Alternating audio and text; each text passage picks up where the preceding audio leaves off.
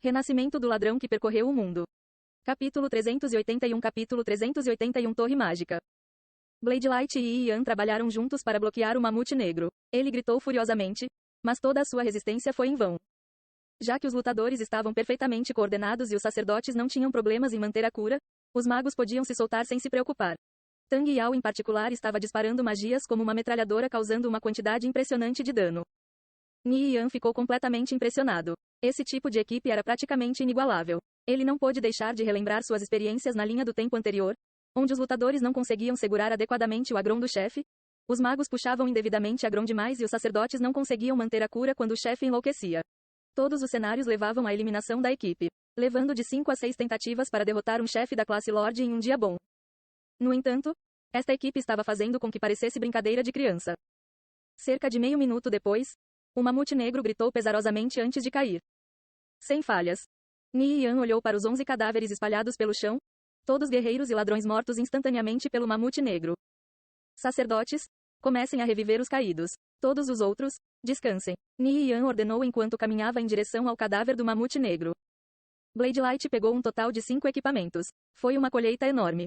Encontrou alguma coisa boa? Ni Yan perguntou. Ele estava ansioso para ver que tipo de drop o mamute negro deixava desde que as taxas de queda eram muito mais altas do que o normal ao capturar uma fortaleza. Sim. Dê uma olhada, Blade Light respondeu com um sorriso. Em seguida, compartilhou os drops no bate-papo. Enquanto Ni Yan examinava os drops, um escudo enorme chamou sua atenção. Era de forma retangular e coberto de runas misteriosas. Escudo grande do mamute, sublendário. Requisitos: 520 de força. Propriedades: defesa 1293 a 1392, taxa de bloqueio 57%, shield bash nível mais 2, demoralizing shout nível mais 1, dano menos 10%, resistência mágica mais 50. Great Shield Bash: ataca o inimigo com seu escudo grande causando 120% de dano e puxando o agron adicional. Tempo de recarga: 60 segundos. Restrições: lutador. Este escudo grande do mamute valia bem mais de 10.000 moedas de ouro. Ninguém esperava que um escudo tão magnífico dropasse do mamute negro classe Lorde de nível 50. A habilidade suplementar, Great Shield Bash, era especialmente útil para os lutadores cujo principal papel era garantir o agron. Isso poderia reduzir muito o risco de ser eliminado por um chefe. O escudo grande do mamute era, sem dúvida, um equipamento de combate de alta qualidade. Naturalmente seria dado ao melhor lutador da guilda. Você está satisfeito com o escudo que você tem agora? Ni Yan perguntou. Ele se lembrou de que Blade Light estava usando um escudo de grau ouro negro. Embora meu escudo atual seja um pouco pior do que o escudo grande do mamute, ele faz parte do conjunto eterno de ouro negro. Vou perder alguns bônus importantes se o mudar, por isso não acho que vale a pena, ponderou Blade Light. Dê o escudo grande do mamute a Loft Shadow. Acontece que ele carece de um bom escudo. Isso vai deixá-lo pareu a pareu comigo em termos de ser tanque. Era desnecessário dizer que a competição entre os lutadores em qualquer guilda era feroz. A posição do tanque principal era especialmente cobiçada, uma vez que eles tinham a prioridade em equipamentos de lutador. Não era estranho os lutadores terminarem machucados e desgastados lutando por esse objetivo. Alguns deles, para impedir seus rivais, chegariam ao ponto de arrebatar equipamentos de que não precisavam. No entanto, Blade Light não se deixava cegar pela ganância e abnegadamente deu o escudo grande do mamute a Loft Shadow.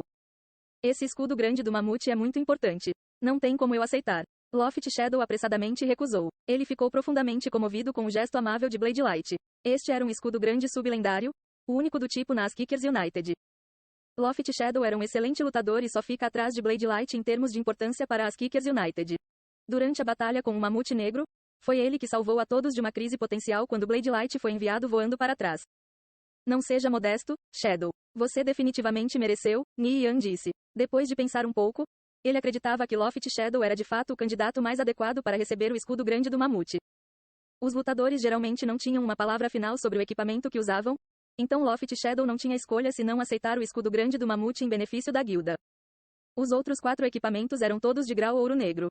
O grupo de Ni Yan se recuperou lentamente. Os camaradas caídos estavam sendo revividos e os outros estavam recuperando sua vida. Os outros grupos ainda estavam ocupados limpando os espadachins fantasmas em suas ruas. Enquanto Ni Yan se sentava esperando que todos terminassem de descansar, ele recebeu de Gu Huai a notícia de que vários jogadores da Angel Corps haviam chegado em Calore. Eles provavelmente estavam fazendo uma missão desde que foram vistos conversando com vários NPCs. Fique de olho neles. Descubra o que estão querendo, Ni Yan orientou. Esses 5 jogadores provavelmente estavam fazendo uma missão extremamente importante. Caso contrário, não teriam vindo até Calore.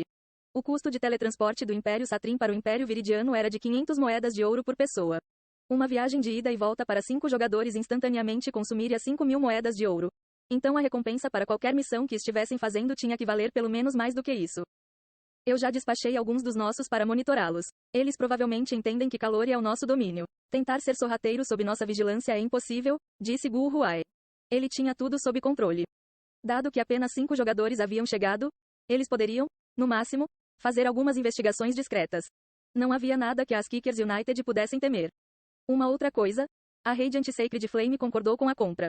Este é o contrato que elaboramos depois das nossas conversas. Dê uma olhada e deixe-me saber se você quiser mudar alguma coisa. A Radiant Sacred Flame concordou em transferir mais de 60% da sua guilda. Esta foi uma boa notícia. Não temos fundos sobrando para investir na Radiant Sacred Flame agora. Ni Yan lembrou. Não podia se dar ao luxo de desperdiçar seu ouro ou então seria problemático se ficassem sem dinheiro novamente. Eles concordaram em adiar o investimento de ouro até que o assunto com Bloodlust Blades tenha sido concluído. Quanto ao investimento em dinheiro, podemos começar imediatamente. Eles solicitaram um subsídio de 5 milhares de ienes por mês por jogador para 500 jogadores. Tudo bem, deixe comigo, respondeu Ni Yan. Afinal, a Radiant Sacred Flame estava no controle de 2 fortalezas básicas. Ele poderia receber os fundos para o investimento vendendo os distritos comerciais do mundo real para o grupo financeiro Dragonsuar, ou poderia simplesmente entregá-los ao War God Tribe e deixar Ashen enviar as pessoas para lidar com o assunto. Então, o dinheiro que ele ganhou não se limitaria apenas a isso. Ni Yan olhou o contrato. Era praticamente idêntico ao da Holy Empire e da Sapphire Shrine. Depois de confirmar que não havia problemas, assinou seu nome. Em pouco tempo, uma participação de 60% da Radiant Sacred Flames foi transferida para ele pelo sistema. Usando a sabedoria, a Radiant Sacred Flames mudou de lado. Assim, a relação hostil entre a Radiant Sacred Flame e as Kickers United finalmente chegou ao fim. Para o melhor interesse de todos, todas as queixas passadas desapareceram como uma nuvem de fumaça. A linha de pensamento de Ni Yan não terminou por aí. Para o mundo exterior, Radiant Sacred Flame e as Kickers United ainda são inimigos jurados. Eu me pergunto se posso fazer uso disso de alguma forma. Os lábios de Ni Yan se curvaram em um leve sorriso. Diga a Radiant Sacred Flame para não anunciar que eles foram adquiridos por nós. Esta informação deve ser mantida sob 7 chaves. Será como se nada tivesse mudado. Por quê? Gu Huai perguntou confuso antes de sua mente acompanhar a linha de raciocínio de Ni Yan. Tudo bem, eu entendo. Não se preocupe, vou garantir isso. Radiant Sacred Flame era um inimigo das Kickers United. Um inimigo de um inimigo era um amigo. Guildas como Alliance of Mages e Divine Protectors poderiam tentar recrutá-los no futuro. Nessa hora, Radiant Sacred Flame mostraria o seu valor. Se não fosse por Ni Yan, Gu Huai nunca teria pensado nisso. Calçala. A mando de Gu Huai, Nightbreak Trickster não anunciou a aliança entre Radiant Sacred Flame e as Kickers United. Quanto aos membros da guilda recebendo salários, ele simplesmente disse que estava pagando do próprio bolso. Para o mundo exterior, nada havia mudado. A armadilha foi preparada. Agora tudo o que restava era ver quem cairia nela. Por enquanto, toda a energia das Kickers United estava concentrada em limpar a fortaleza Cripes. Os membros do grupo finalmente começaram a se levantar um após o outro, suas vidas totalmente recuperadas. Tudo bem, vamos continuar avançando para o centro da fortaleza, ordenou Ni Yan. Os jogadores rapidamente encontraram seus companheiros e se organizaram em suas respectivas equipes antes de partir. Muitos edifícios antigos e misteriosos se alinhavam em ambos os lados da rua principal.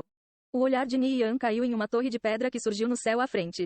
Com quase 60 metros de altura e 6 andares, estava muito mais preservada que os prédios ao redor. Um brilho da cor do arco-íris rodava em torno do último andar e trouxe um sentimento ainda maior de reverência àqueles que o viram. Esta era uma torre mágica, um lugar onde magos poderiam estudar conhecimentos mágicos avançados. Havia rumores de que cada uma delas estava protegida por um poderoso guardião.